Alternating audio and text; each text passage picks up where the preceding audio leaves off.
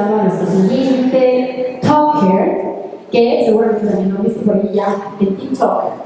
Y él es un chico muy guapo, un chico muy emprendedor, muy centrado también a consejos de amor, de motivación, de relaciones, de parejas. Y yo siempre he dicho que una de las principales cosas que uno debe hacer cuando tiene ansiedad, cuando uno tiene depresión, o cuando uno se siente desganado en la vida, es cuidar mucho lo que uno come, ¿no? Pero uno no solamente come por la boca, sino que uno come por los ojos, por los oídos, por los sentidos, ¿no? Entonces, si ustedes cuando abren sus redes sociales o su teléfono, que es ahí donde nos la pasamos metidos todo el tiempo, lo único que ven son malas noticias, lo único que ven son desgracias, lo único que ven son personas que pues no les dan ese shotcito de felicidad que necesitan para seguir adelante, pues no está cool. Y bueno, pues para no extendernos más, vamos a recibir por favor un fuerte aplauso a Emanuel Sentíes, él es generador de contenido motivacional. Le agradezco mucho que vengan. Realmente creo que ese tipo de contenido sí se tiene que hablar, sí se tiene que mencionar y se tiene que dar importancia, aunque pareciera que no. Me presento rápido, soy una persona común y corriente, a diferencia de quizá muchos no me conocen. Luz mencionó algo bien divertido, que un influencer les canceló, entonces me llaman a mí, entonces no me busquen en la publicidad porque no aparezco. Pero mira, puse un número para que no me pase.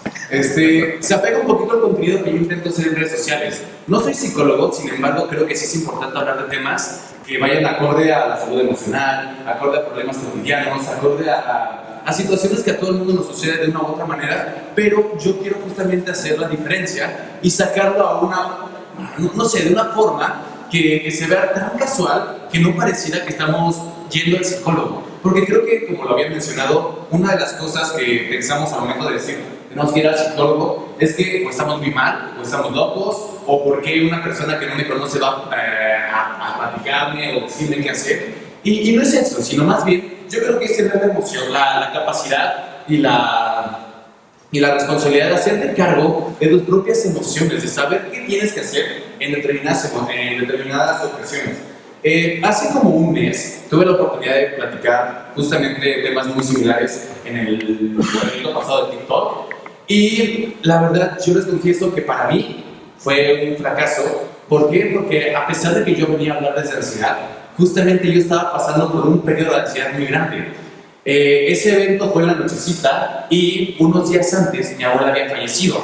Entonces mi mente estaba en otro lugar y a pesar de que yo intentaba controlarme, a pesar de que yo intentaba enfocarme en dar un mensaje positivo, yo estaba atrapado por el miedo y estaba atrapado por una situación que me sobrepasaba. Y de cierta manera me ayudó mucho a enfrentar las cosas que a lo mejor en ese punto me hubiera sido más sencillo simplemente ignorar. A lo que voy es que la vida siempre va a tener problemas y con los problemas siempre existe el dolor, siempre va a existir el dolor de una u otra manera. Y creo que esto es algo que muchas veces, por querer evitarlo, por querer simplemente tapar el sol con un dedo, actuamos de una manera completamente negativa a lo que tendríamos que ser. Imagínense que cuando tenemos un problema es como si estuviéramos en un túnel negro donde no hay salida. Habrá personas que actúen de tres maneras. Una, se paralizan, no saben qué hacer. Otra, intentarán luchar, escapar y ver qué pueden hacer para tomar todo a su control. Y la tercera es aquellas que se dejan secuestrar por el miedo e intentan huir. Yo creo que la forma más fácil de enfrentar cualquier cosa son aquellos que se enfrentan y lo luchan, que intentan salir adelante. ¿Por qué? Porque van surfeando a través de los problemas y aunque sea complicado y no es como que hay un camino fácil, realmente están haciendo frente a las situaciones. Sin embargo, existen las otras dos alternativas que obviamente estas son de una manera completamente inconsciente. Nadie tiene una certeza de cómo vamos a actuar frente a determinada situación, porque siempre va a existir algo y quiero justamente explicarles esta pequeña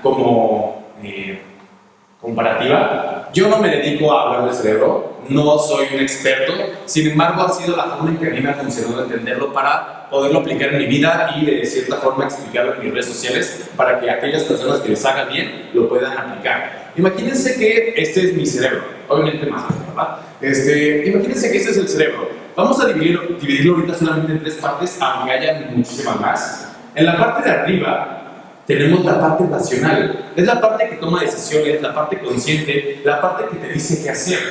En la parte del medio, y ustedes lo pueden ir haciendo con su mano si quieren, tenemos la parte irracional. Es aquella que de forma instintiva actúa frente a algunas situaciones. Y por último, imagínense que el pulgar es la amígdala. La amígdala es esta parte de nuestro cerebro que nos da alertas, que nos dice corre, que nos dice actúa, que nos dice haz esto o no lo hagas. Entonces es como esta pequeña alarma que manda señales a todo nuestro cuerpo y que conforme a eso podemos tomar decisiones de una manera o de otra manera.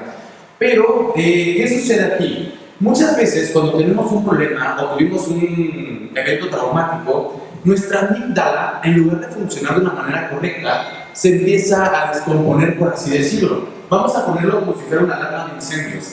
Una alarma de incendios o sísmica, bien sabemos que lo que hace es avisarnos de un problema que va a pasar o que está sucediendo. Más no significa que estás en un peligro de ya te moriste, ya no hay nada que hacer, nada más te avisé que eran tus últimos segundos. No, sino más bien te está diciendo aguas, sal de ahí, muévete, actúa, haz esto, quítate, y eso es lo que nos está diciendo una alarma. Sin embargo, ¿qué ocurre si tenemos una alarma sísmica o una alarma de incendios descompuesta? Que tú estés dormido o dormida tranquilamente y de repente empieza a sonar en la madrugada, te levantas corriendo y te das cuenta que nadie más corrió más que tú.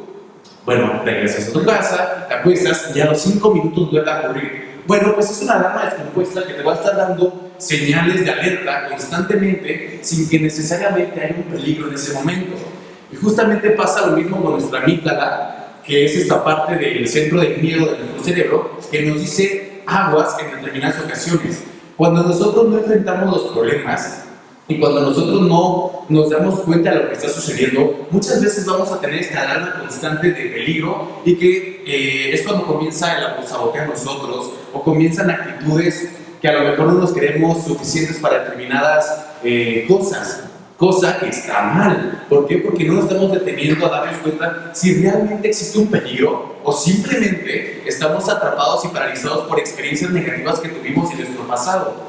Y dándoles un pequeño ejemplo, imagínense que, y hablando, bueno, ya metidos a la ansiedad y a la depresión, es como si estuviéramos crucificados. Para aquellas personas que empezamos a sentir ansiedad o depresión, la ansiedad es aquella que te maneja todo el tiempo de cosas y preguntas al futuro, mientras que la depresión es aquello que te ata a recuerdos, a sensaciones, el cómo eras, lo que tenías y que ya no existe. Es decir, ansiedad es futuro, depresión es pasado. No vamos a poder hacer nada porque solamente nos estamos enfocando en dos extremos, sin darnos cuenta que hay una parte todavía más importante, que es nuestro presente. Ese presente sí es capaz de modificar lo que vaya a pasar en nuestro futuro y es capaz de corregir lo que hicimos en nuestro pasado para que ya no afecte a lo que estamos viviendo hoy en día. Pero obviamente si solamente estamos enfocados en querer tener respuesta de un futuro que todavía no existe, un futuro que todavía no ocurre, pues vamos a tener miedo. A todos nos gusta tener control de la vida y tener más o menos una certidumbre hacia dónde nos dirigimos. Pero no podemos adelantarnos tanto a hechos que todavía no ocurren. Y si los voy a platicar un poquito en una experiencia personal. Cuando yo tenía 19 años, me fui a estudiar a la ciudad de Hidalgo para estudiar una nueva carrera. Realmente fue un nuevo comienzo porque yo había dejado estudios previos de psicología y me aventé a comunicación. Realmente yo estaba muy feliz porque para mí en ese momento era la decisión correcta. Sin embargo, empezaron a ocurrir una serie de eventos que fueron marcando completamente mi historia, mi vida, porque mi papá quedó sin trabajo, mi papá comenzó a enfermar, en la familia comenzaron a ocurrir muchísimos problemas que obviamente estaban fuera de mi control. En ese tiempo habíamos emprendido en un negocio y que para nuestra mala suerte, después de todos los problemas que ya estábamos cargando, ese local tenía problemas legales porque los dueños estaban metidos en no sé qué relajo y al final terminaron hasta clausurándonos el negocio que nos había costado nuestros únicos ahorros. Para no hacer la historia muy larga, mis papás se tuvieron que regresar a Hidalgo, estaban viviendo ya conmigo, y me quedé yo solo a estudiar. En un principio, yo lo creía así como que padre, es algo que que me va a gustar, el poder independizarme, el poder estar bien, el poder estar solo, pero obviamente las circunstancias a lo mejor no eran las más favorables para que yo pudiera hacerlo de una forma plena y adecuada.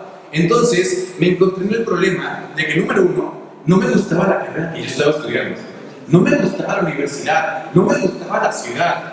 Sin embargo, como yo les había platicado, yo tomé la decisión de cambiar prácticamente la vida de toda mi familia para que yo siguiera mi sueño. ¿Y con qué derecho yo tenía que decir, ¿saben qué? Ya me arrepentí, ya no quiero hacerlo? Obviamente esto iba a ser a lo mejor un problema más, sumándole que yo no estaba aportando nada de soluciones a las situaciones de la familia. Y me asustaba mucho. Pero yo comencé a tener depresión. A mí ya no me daban ganas de levantarme de la cama. Bajé muchísimo de peso a tal grado de que mi rostro es irreconocible en este punto. Quisiera haber traído algún tipo de fotografía, pero no sabía cómo traer. Pero realmente yo no tenía la capacidad de poder externar a mi familia lo que yo estaba viviendo, porque yo sentía que únicamente les iba a echar una carga más. Sin embargo, un día tuve la oportunidad de tener una oferta de trabajo, la cual iba acorde a lo que yo buscaba. Entonces la tomé y sin haber consultado a mis padres ya habían aceptado mi puesto. Entonces ahora viene la parte más complicada. ¿Cómo enfrentaba a mi familia y les decía que me iba a salir de la universidad? Cosa que ya había dejado una vez y iba a dejar nunca una segunda carrera. Tenía mucho miedo. Yo no quería irse y en mi cabeza yo decía, Manuel, te van a correr de la casa, Manuel, vas a tener un problema mayor. Y no. Cuando tuve la valentía de pedir ayuda, cuando tuve la valentía de enfrentar ese miedo que a mí me estaba acordando, me di cuenta que la solución fue mucho más sencilla de lo que yo pensé. Mi mamá fue la primera en decirme, Manuel, yo estaba esperando que esto ocurriera. Te veía muy mal, te veía muy triste, pero yo no era nadie para decirte salte de un sueño que tú estás viviendo. Entonces, en este momento que tú me comunicas que no eres feliz, adelante, salte. Ya veremos qué se hace, veremos cómo se soluciona, pero en este punto lo más importante es tu salud. Entonces, para hacer un poquito una analogía a lo que yo estaba viviendo, pongan así frente a ustedes sus manos muy cerradas, únicamente dejando un huequito de luz. Seguramente no van a ver mucho más que un poquitito de mí. Sin embargo, eso es lo que pasa cuando estamos atrapados por el miedo o por la ansiedad. Estamos tan enfocados solamente en una cosa que no nos damos cuenta que hay mucho más. Pero ¿qué pasa cuando vamos enfrentando las cosas? Cuando vamos hablándolas, cuando vamos viendo qué se hace, ese poquito se va haciendo más grande, más grande, más grande, hasta el punto que se abre completamente y nos damos cuenta que realmente hay más opciones, que realmente hay más vida, que ese momento que nos está atormentando no es el fin de todo. Y justamente hacia cualquier problema es lo que tenemos que entender. Y para terminar, quiero nada más ponerles un ejemplo último. Imagínense que yo trajera un rompecabezas. En este rompecabezas me he tardado toda mi vida en hacerlo, sin embargo le falta en medio una pieza. ¿Qué sería lo primero que ustedes me dirían si yo lo presento aquí? A pesar de que el rompecabezas sea increíble, seguramente me van a decir, pero no está completo. ¿Pero por qué le falta una pieza? ¿Dónde está? ¿No lo terminaste? ¿Por qué de todo lo demás que sí estaba completo, el único problema o lo único que nos enfocamos siempre es en lo malo? No sé por qué nuestra mente es así, pero bueno, estudios de la mente dicen que tenemos en el día entre 80.000 a 90.000 pensamientos diarios, de los cuales el 80% son negativos. Y para terminar de anular esta cifra, ni siquiera son conscientes. Son pensamientos repetitivos que tenemos incluso cuando estamos dormidos, que nos terminan limitando, autosaboteando, y que son los que nos dicen, ¿sabes qué? No lo vuelvas a intentar porque no eres capaz. Pero no es así. Yo creo que, como conclusión, quiero invitarlos que por favor se den cuenta que aquellas personas que están pasando ansiedad, que están pasando depresión, no es el fin del mundo. Quiero que entiendan que estas sensaciones lo único que nos están indicando es que algo está mal. Tenemos que enfocarnos en encontrar cuál es esa cosa que tenemos que cambiar para entonces ahora sí empezarnos a sentir mejor. Pero si nosotros solamente creemos que medicándonos, que anestesiándonos, que alcoholizándonos, drogándonos va a ser la solución, realmente solamente estás postergando y generando un problema más grande que al final te va a terminar perjudicando.